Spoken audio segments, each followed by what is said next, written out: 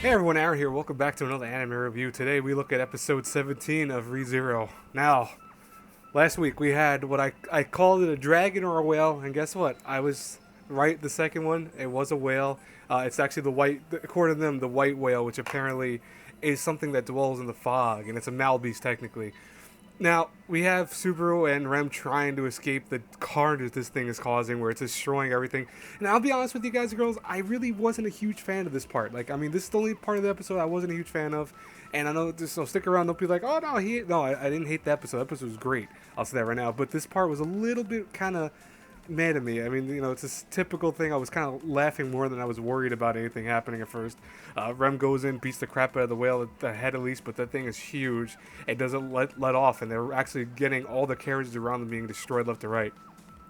To the point that she actually knocks out Subaru and jumps out of the carriage, and Subaru wakes up and goes, "What happened to her?" Otto tells her, what happened exactly, and Otto is telling him nonstop about how Rem tried to save their life and all that, and he goes, "Well, we got to go back. We got to save Rem." He's like, "Who's Rem?" There wasn't anyone named Rem, and he's like, Subaru's like, "Wait, you just talked about Rem 2 seconds ago, and you forgot her already?" And then he realizes that that's kind of weird. Why is everyone forgetting about Rem all of a sudden? That's like it's like the other passenger, that the passenger died and he disappeared from like existence, it seems like. But Subaru realizes why is the beast is chasing them, and he goes, it must be because it's his aura is actually making the Malbeast come toward them. Otto pushes Subaru out of the carriage to save his own life, man. Like, Otto, I know, is boneless, but damn, he is indeed a coward. Holy crap. I was pissed off at the scene. And I feel bad for Subaru. Subaru was, in the mist. The giant whale was upon him, and he's like, I don't want to die. I don't want. He keeps screaming it. He's walking, trying to, survive against this thing.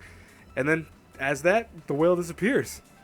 It's like, okay, that was a little anticlimactic. I won't lie, but it was interesting nonetheless. The whale just disappeared. He's actually able to take Otto's carriage, which, by the way, Otto is now probably deceased because he looks like he was killed by some of the order men that was in the first couple episodes of this arc. So he probably was killed by them. I'm not saying that's what happened, but I'm guessing that's what happened.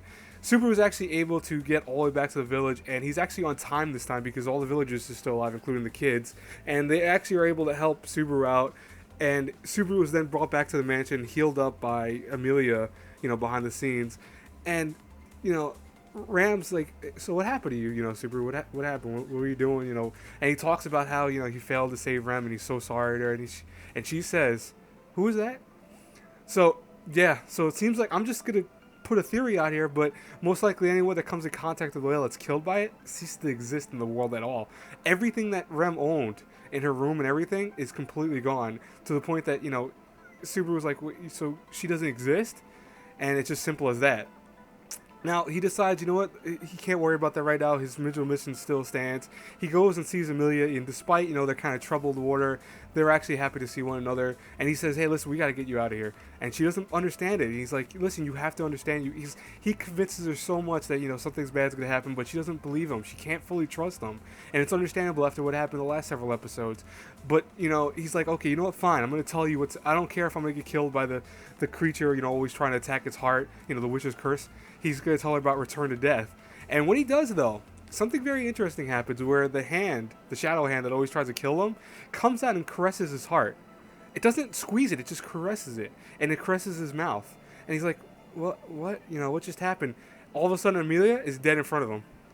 I was like, holy shit. So apparently, this witch's curse won't affect him, but it looked like it could affect other people. So that's going to make him probably stay shut from telling anyone in general until he figures a way of actually doing it. But yeah, he can't tell Amelia because she's dead now.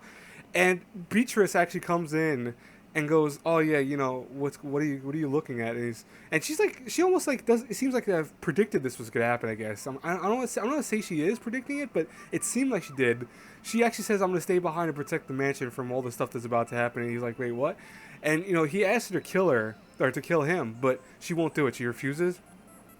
Throws a portal out and lands them in the woods. Which, guess what? You know who they're meted by in the woods? Yeah, Betelgeuse. He's back. This psycho.